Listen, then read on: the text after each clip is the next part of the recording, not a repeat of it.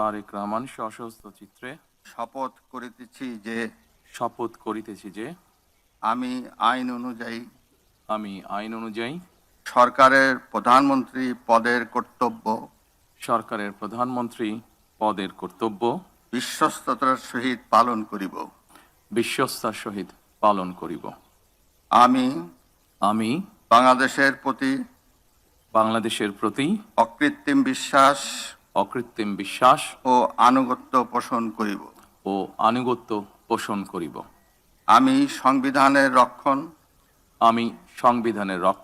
সমর্থন ও নিরাপত্তা বিধান করিব।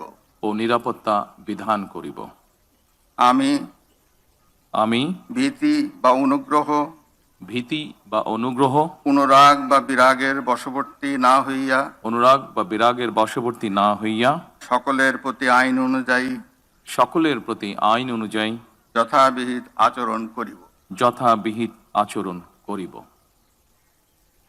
এবার মাননীয় প্রধানমন্ত্রীর গোপনীয়তার শপথ পাঠ পরিচালনা করার জন্য রাষ্ট্রপতি মহোদয়কে বিনীত অনুরোধ জানাচ্ছি।